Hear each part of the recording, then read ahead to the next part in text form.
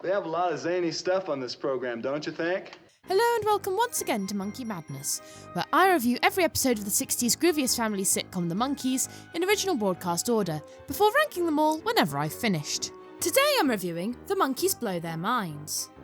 Peter has to write a song for the band's audition for a 10-week residency at a local club. Why would you write a new song for an audition? Why wouldn't you play what you know works? Anyway, he's got writer's block, so he goes to a mentalist for help. However, he drugs Peter in order to win the residency himself. I think he's out of it. Oh, I don't know, his crisp, penetrating intelligence is still there. It's up to Mickey, Mike and Davey to try and break the spell, or sober Peter up, before he permanently becomes a part of the Great Oraculo's act. This is a good episode that feels slightly in the middle. It doesn't reach for the heights of this season, but it doesn't have the same pitfalls either. The Great Oraculo is played here by Monty Landis in his 7th and final episode of the series. Needless to say, he does a great job once again. Look into my eyes. Deeply, deeply. What do you see? Dishonesty, cowardice, and a lack of scruples. Too deep. Try again. His henchman Rudy is played by regular director James Frawley. He's best known for his directing work on this show and the Muppets movie. He'd started out as an actor and had made a couple of cameos before, but this is definitely his biggest role in the series. He didn't direct this episode though. Also, I forgot to mention that he was nominated for the Primetime Emmy Award for Outstanding Directing for a Comedy Series for The Devil and Peter Talk in this season, which I think is very much deserved, but lost to Get Smart. However, he did win the year before, but for Royal Flush, which is literally my least favourite episode of the whole show. Despite the dumb henchman role, Frawley manages to prevent the role from feeling too much like what we've seen before.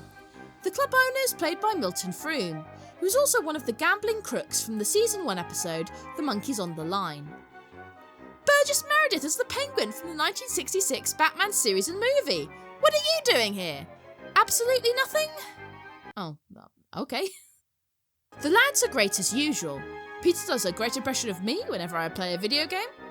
Speaking of which, this is one of the only times we see this wall of the pad. Wait, why do they have these shackles?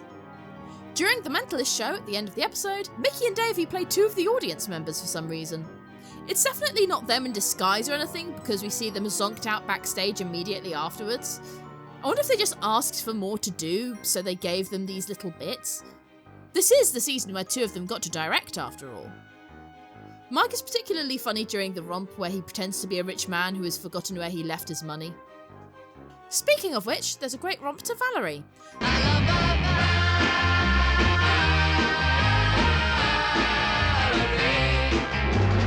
You may remember this song from season 1, but it wasn't actually released until their 5th album, The Birds, the Bees and the Monkees.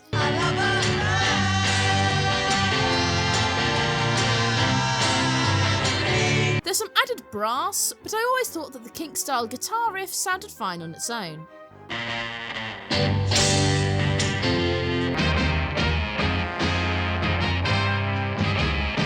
Which version do you prefer?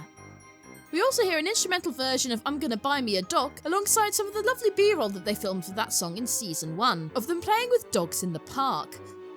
Well, the Backlots Park.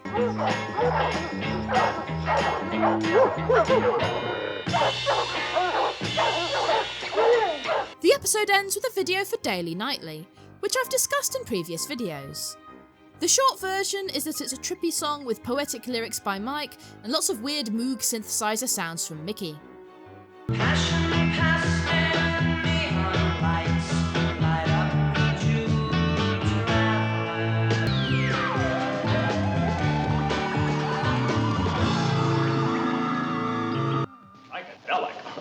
And, of course, I have to talk about their clothes. We see these dark green versions of their iconic 8-button shirts. There's not that much else to talk about because this was clearly an earlier season 2 episode and they were still wearing their sort of Californian mod clothes. But look at this glowing chair! I'd spotted it in the background in an earlier video, so it's nice to get a good shot of it here. Despite the plot portion of this episode having a clear cold open scene, the episode actually opens with Mike Nesmith as Frank Zappa being interviewed by Frank Zappa as Mike Nesmith. This is one of our cute numbers for the show. Oh, yeah, that's right. I'm supposed to be you, and you're supposed to be me, right? You see the way we worked this out in advance? For the last 3 episodes, 3 of the Monkees brought on a special guest. Davey had brought on composer Charlie Smalls, and they make fun of that interview here. Your soul would emanate on the accented beats 1 and 3. My soul emanates on the accented beats 2 and 4. I wanted to know where the soul of your music was. Is it on the 1 and the 7? The soul of our music, the Monkees' music, lies somewhere in between the 1.5, the 2.5, the 3 3/4, and the giant C major chord on the piano.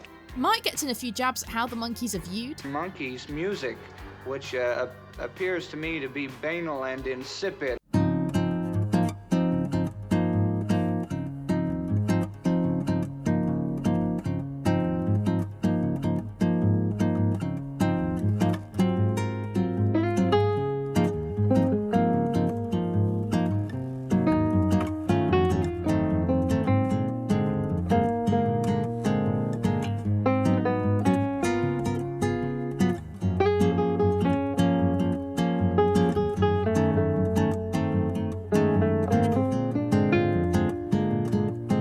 After I quit the show, I'm going to join the Birds, don't ya? I don't know much about Zappa, but he's almost certainly the coolest out of their guest stars. It's lovely and bonkers. They also play a few seconds of a song from Zappa's band, The Mothers of Invention, called Mother People.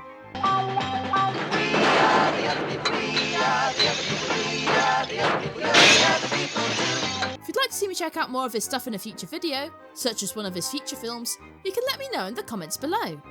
Let me take a minute to tell you who I am. If it doesn't show, then you better know I'm another person.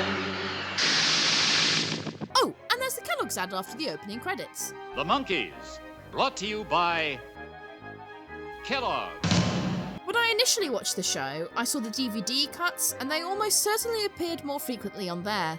I just double-checked and it was only included on 3 of the episodes on Blu-ray, this one, the next one, and Monkees on Tour, as it was reshot for the second series.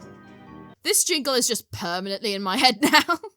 K-E-double-L, oh double good, Kellogg's best for you, ding. By the way, let me know in the comments if you'd like me to do a video on ads starring the Monkees at some point. They did rather a lot. This is a good episode, but it probably won't make my top 10. Have you seen this episode? What did you think of it? Let me know in the comments below. If you want to tip me, you can buy me a coffee on Ko-Fi.